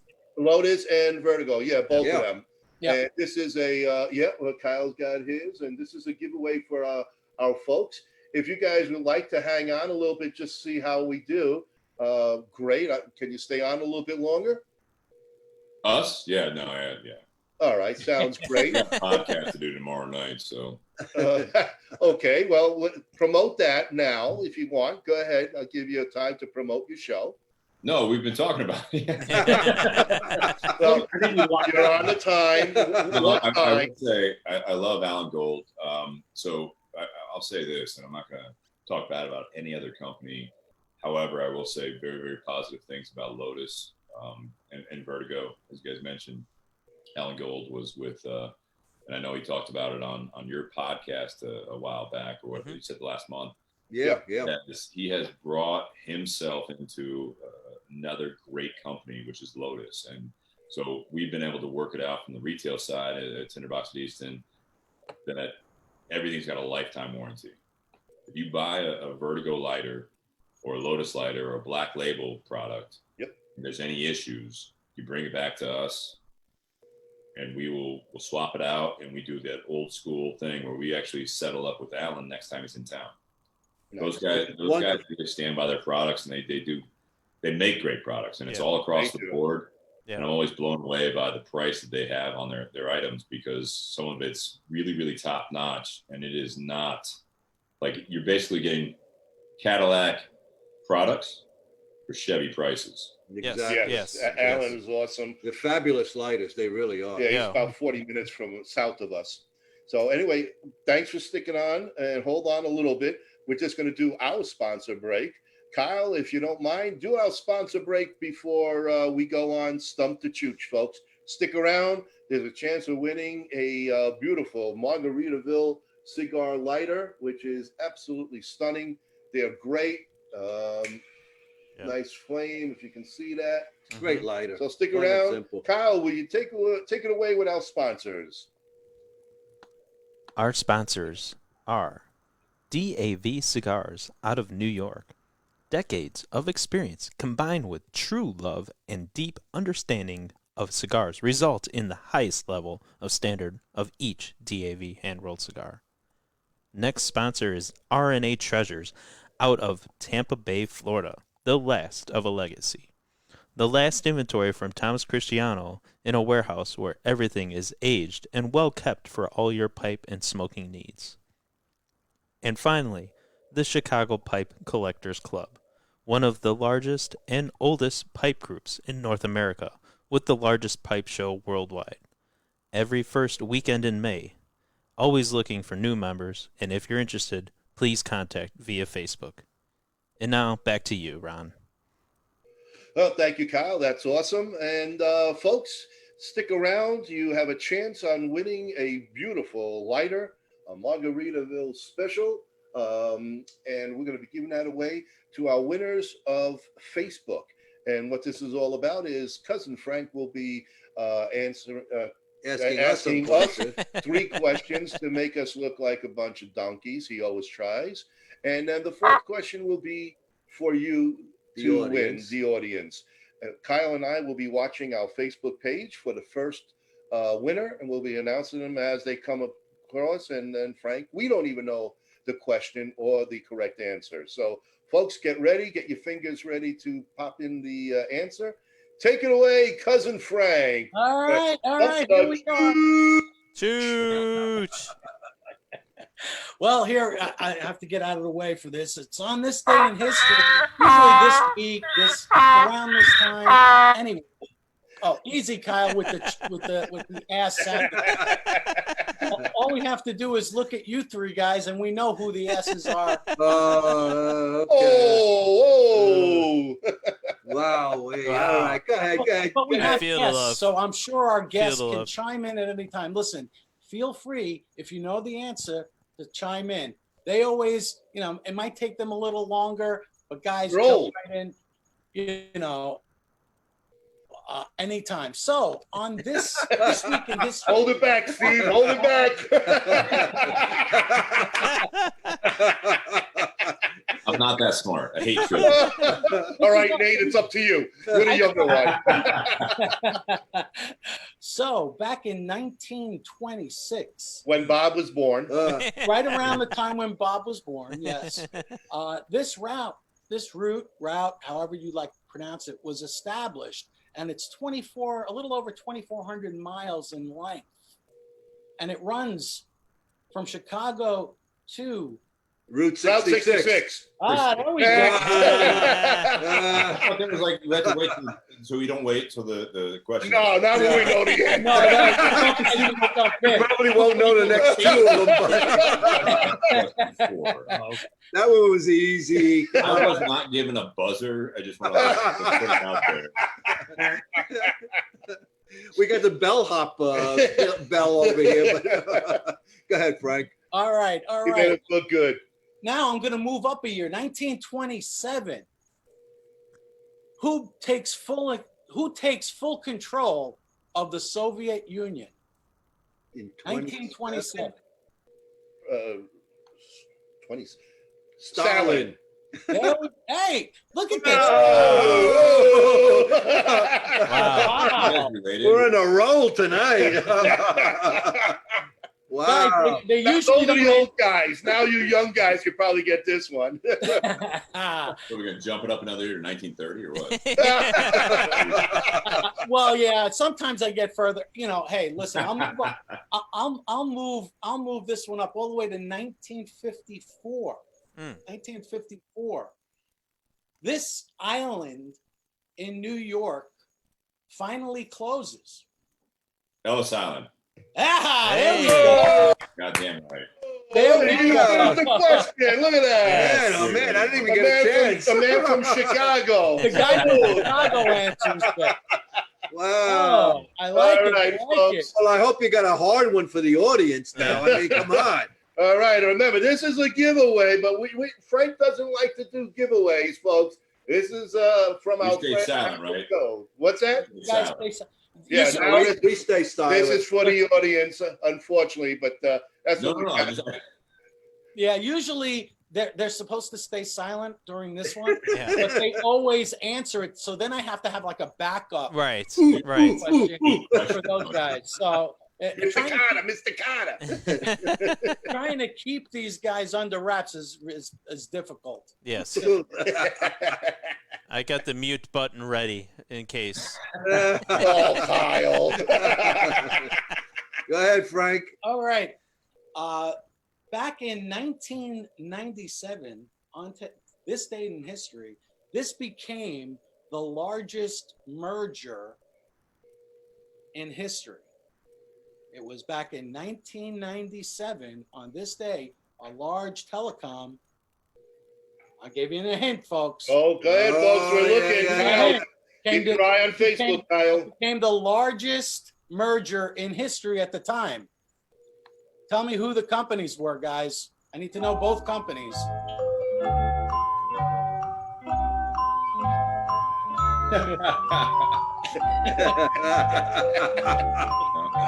No, I don't know the answer to this. I knew some, And this is a Facebook. This is for our audience. but that was not asked. So. No, nobody's talking yet. Yeah, Nobody's saying anything. Whoa, and man. I believe, Facebook's and I quiet. believe it was for a pretty decent amount of money. I would Yeah, say I think it was a little bit of money. Yeah, it was a little bit amount of money. I think it might have been somewhere upwards of 35 billion. Yeah. This Come is on, like folks. that. Any of you, come on. I'm giving a lot of hints here. Come on, all you people with Alexa, come on. What are you waiting for? Come on, Dave Ellsworth, give me an answer. Come on, Ian, let's go. Peterson, let's go. I can't guess it. Uh-oh. Barry, do you have the answer? We got Tony. we This got is quiet. like, It's got Tony's quiet. got out it? there. No, not yet. I'm telling these people answer. Let's go. Nobody All nobody right, wants Barry a Bones lighter, says huh? all right. AT&T and Bell South. There you go. Oh. No. It No. wasn't my bell? No, it was not Ma Bell. All right, sorry, Barry. Wow. Keep I was going trying. to go with that one. All right, Shannon says, "Oh, what's up, Steve and Nate?" Hey, Okay. what's up, Shannon? Ma Bell and who, David? It's not Ma Bell, though, right? We know that. No, Come on, it's not. guys. This music is. You got another 30 seconds. Come on, it's for a I beautiful will- lighter here. Can I will can I ask give a you. question? I will give you another hint Can I as ask? to one of the companies. If Can no I ask one a wins, question we'll let about Hey, people one hold company? on, hold on, Frank. WorldCom was one of the companies. Frank, hold on. Steve's got a question. Go ahead. Well, no, I was going to ask. It wasn't that. I was going to ask. I'm trying to think of '97 telecom and all that stuff. Someone mentioned Ma Bell and all that stuff. What can I ask? One of the companies if it was they were involved. Yeah, I just gave you one of them. I'm not going to give the other one. The other one has three. Well, How we about got, if hold I tell on. you the other one has think 3 letters? My in it? wife texted me. I think she has the answer. Uh-oh. Jay McMurray said AT&T and MCI. Well, he's got one of them correct. All right, and it was- Bruce said MCI and WorldCom. It's MCI and WorldCom. Hey. Whoever is Bruce, MCI and We There have it a is. winner, Bruce. Bruce. Bruce, cousin Bruce Stark. Very good, Bruce. Thank you so much. All right. Bruce Yeah. got Got a winner, Bruce. Send me the information so I can get to the post office. Fantastic. So we're going to send Bruce the Bic lighter, right? The Yeah. He Oh, gets Anyway, he What- gets half the lighter. You know, you're gonna have to slice it in half because we gave him half the answer. So yeah, we'll send them just the The label. the label. The I'll label. give you guys one more question for you guys because I know you All like right. playing. all right. Okay. This show, kids show, aired for the Sesame first Street. time on PBS.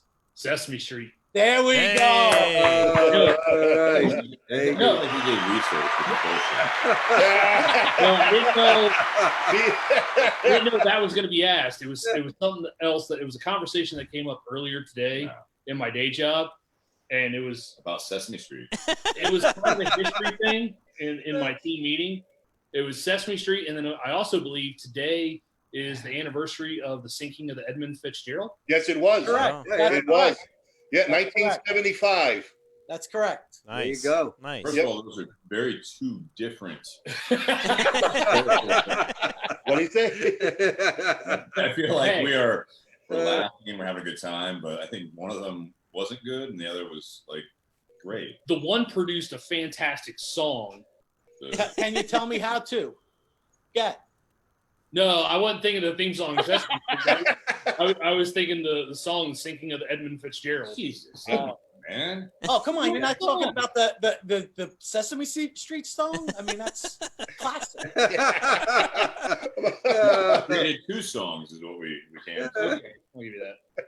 Well, anyway, guys, It thank was you so much for good having you joining on, us. man. Thank you. Thanks for inviting us. We're very honored. You guys are amazing. Well, thank you. Thank So you. you two guys keep up the good work, and we Yes. hope we can have you on the show again. Yeah, let's get you guys on. Let's book a Wednesday night when you guys are not recording. And Right. get the whole crew on. And but you gotta actually sit back for 2 to 3 hours. We can do it. All right. I got no problem. Kyle, are you okay with that? Well, usually Wednesday nights are my golf league night, so it might be a little difficult until like It's closer about to get to cold. You'll be Christmas. fine. We'll do January. Golf is getting really dark, really early now. So Yeah. I'm playing golf with glow in the dark balls. No, we do. Yeah, we That's played an those idea, but testicles no, I actually all do the time. indoor simulator league. So we All keep right. our When swings is the up. league over, or when you have a bye week or something? We have another 4 or 3 weeks left, and then we break Okay. for winter. But you're not All right. going. So we'll hook up a day. After Thanksgiving, if that works, we'll set that date up with you guys. Yeah. You reach out to me and let me know what Wednesdays work, and as long as we're not booked, we'll get you guys on, and we'll do the same thing, and we'll highlight your guys' podcast, and Awesome. you guys want to talk about life afterwards, and figure this out together like we do, and Sounds good. All By right. the way, I really I love do it. love the sign I on love the it. right shoulder there. I like that one too. That's This pretty one? awesome. Yeah. Yeah. So that's the Rockefeller one. Have you not seen that tin sign? No, There was an ashtray as well. Yeah. really, that's a nice one. I like that. Yeah. So down at the bottom, you guys can't really see it. It says Rockefeller Cigars, but it says Yeah, I see it. Now I we see saw it. it. Yep. Yeah, that is awesome sign. I Cool like that sign. a lot. I got to talk to Nish the next time he comes up in our area. Yeah, we got to get some of that. Yeah, got a couple of pictures with him too. I'll take an ashtray. Thank you, guys. It was great having you on, man. Thank you. We had a lot of fun. Thank you. Have a great Thank you guys for including us. Veterans Day and Thank you. Thanksgiving, and we'll talk to you between the holidays. Salud. So Cheers. Yes. Thank you.